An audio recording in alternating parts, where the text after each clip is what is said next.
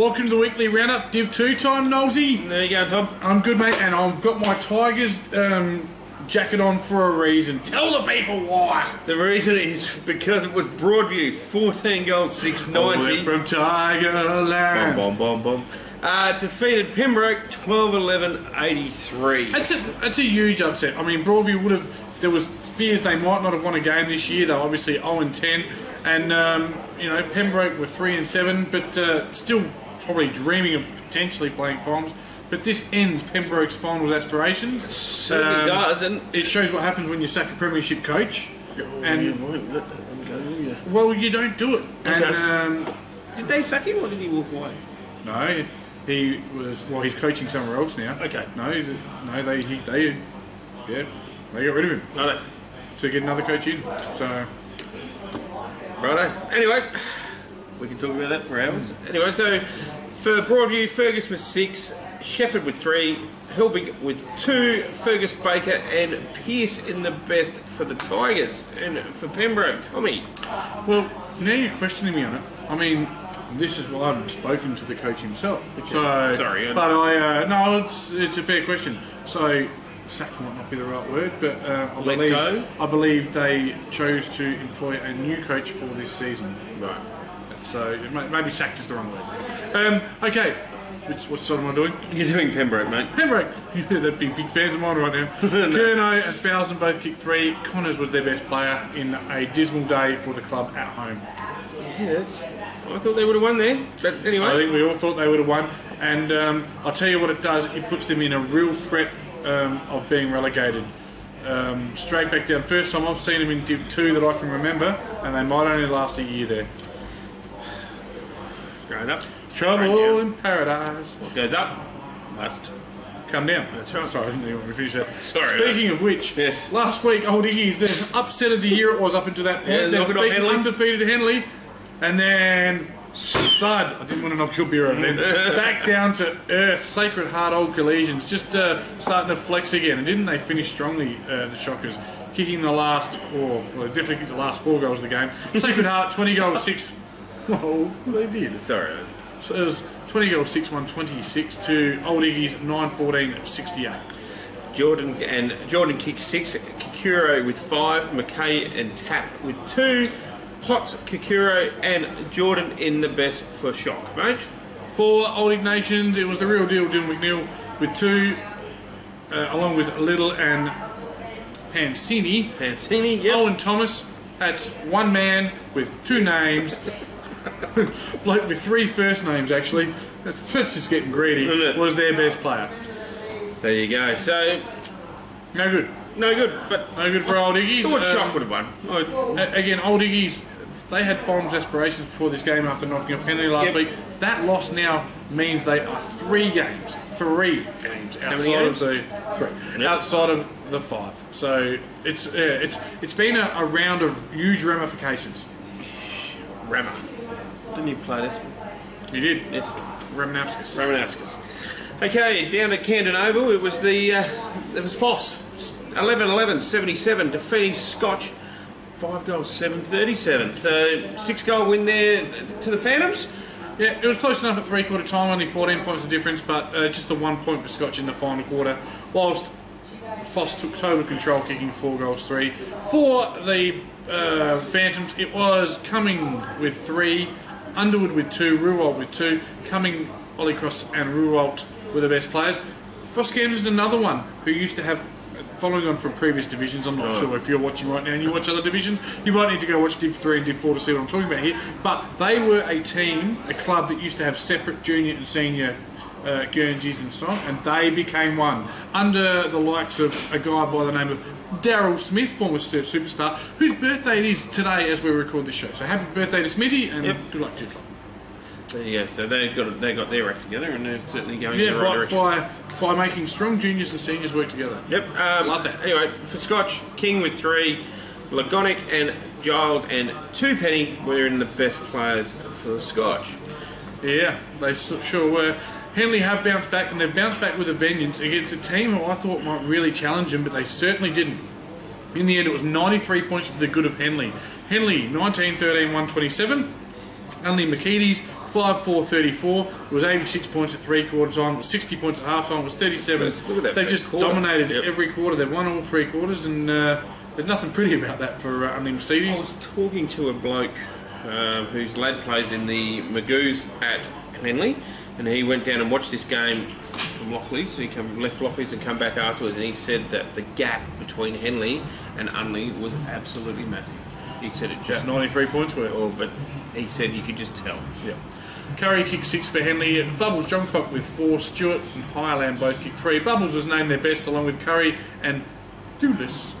And for Unley, it was Walk, Stewart, McConnell, Petch, and Westall all kicking singles with O'Sullivan, Spinello, and Duval in the best. Really negative day for Unley Mercedes. You could put this down just as a bad win, sure, but because Gazer ran over the top of Athelston, it now means that there's 2 games and 4 percentage points between 5th and 6th. That's tough to make up. Big loss, that one. Big gap. Big gap. And a lot of those percentage points come from a 94-point win. Yes. So they've done a lot of damage to their own season. We'll leave that one to last, mate. Yep. That is the last, mate. Sorry. Okay. I was at this one, mate, so you give us a bit of a score and I'll tell you how. It was Gazer 10 goals 10, 70, beating Athelston 8-15, 63 by a margin of 7 points. 8-15. Bad kicking, Tom. Bad football. That's right. And for me, if you look at the 3/4 time score, tells the story because it was Athelston 7-13 to Gazer 7-6. Yep. In that quarter, Athelston kicked 2-6. Gazer kicked 2 points. Athelston had every chance to put them away and really go in with a 3 or 4 goal lead. Even early on, Athelston 3 goals 5 to Gazer 3 straight goals from maybe 4 If that was entries. 5-3. Yeah. If that was 5-3 at quarter time. But even the 3 straight goals Yep. shouldn't have been there. 4 forward entries they had. Yep. So, look, Gazer got the job done in the end. Full credit to them. Yeah, Like, it was great to be out there for the live call. Thanks Yep. for that, Gazer. It was great to catch up with some of the people we caught up there, like Trevor Holst, Gary Marshall, Darren Jarman was there, which is just fantastic, supporting his brother, Chuck Greer, and all the locals of Gazer. It was a good day, probably about 400 people, and always a good day at Gazer, and plenty happening in the club rooms. Let me tell you that, mate. So it was good stuff. You take the Athelston side, mate. Stewart with 2 and a heap of other blokes kicking singles. Stewart, Owen, and Mazuris in the best for Athelston, mate. Yeah, now Stewart was the best player on the ground by a country kilometre in the first. He kicked the first 2 goals of the game and dominated the play. Dropped out of a lot. Wasn't Athelston's best player for mine.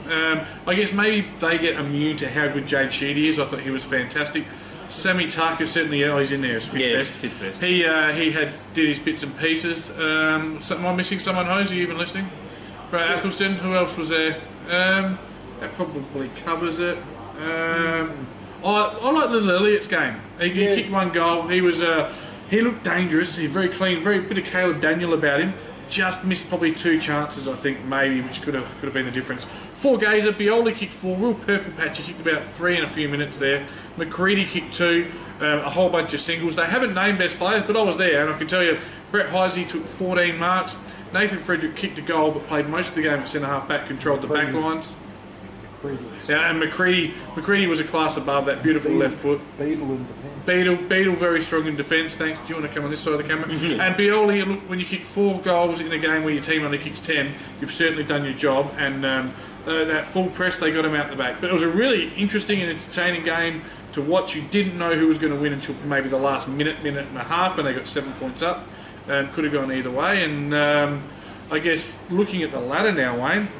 It was huge for Gazer because it gets them that 2 points and 4 percentage clear of Unley because of their horrible effort. Yep. And they now catch Athelston on the same amount of games. So Sacred Heart, Athelston, Gazer, all 7 and 4. We're not going to worry about the bottom half of the ladder at this stage. Foss Camden 8 and 3, Henley 10 and 1. And probably nearly set, I reckon, that 5. I reckon Unley... It's going to be real hard in the last 7 rounds to Yep. catch up 2 wins and such a big percentage point. Yes. Yeah. And look, you'd expect most teams are going to beat Broadview on the way home, so that sort of cancels that out. And yeah, all of a sudden there's not a lot of games to catch up.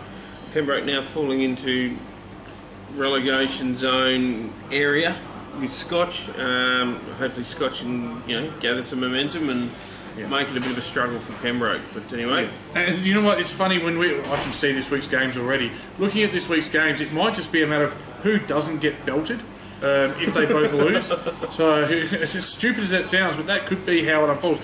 Damage control in losses could end up being what prevents you from getting relegated. But anyway, so Broadview and Old Iggy's is the first one.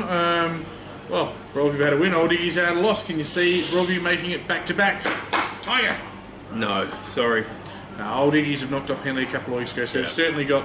Old Iggy's probably by Will Abbott, 2 4 much goals. class in the middle. 4 goals. Yep. Pembroke taking on Gazer at Haslam Oval. Yeah, if Gazer drop this, they don't deserve to play finals, so Gazer will win. Yeah, Gazer will win for me too. Probably 6 to 7, I reckon. And Sacred Heart take on Unley McKeedy's at Kingswood Oval. This one will be a lot closer than the ladder position dictates. Last chance saloon for mine for Unley Mercedes. 2 games off the finals. If they want to play finals, they simply must win this game. Got to respond, don't they? Yeah, Sean Tapp could be a tough matchup for them. I'm not sure who they've got to go to him. I'm gonna take a huge upset. I just think Troy Hall's a great coach, and Unley Mercedes were. Well, it's a pathetic performance to get beaten by 93 points for a team and a club that is, it's highly respected. They'll bounce back and they'll cause a huge upset. Only Mercedes for you, eh? Yep, well, that's good. I reckon Sacred Heart by probably 3 goals. I reckon. Scotch up to Scotch College there. Scotch taking on Henley. Henley by how much? Lots. Heaps. 10 goals. 10 goals. Beautiful. And match of the round up there at Max Amber Sportsfield, it's Athelston taking on the Foss Camden Phantoms. Yes, 4th takes on 2nd. It's going to be a great game, mate. It's hard to call. And I think Foss have probably been the more consistent team throughout the year with a few more match winners floating through the list. I'm going to take Athelston in this one just because I think after their loss last week to Gazer, at home as well, I think they might have a little bit more to play for. If they kick straighter, they're a big chance to win. Big chance to win. Thanks for watching Div 2. We're back next week. See you guys.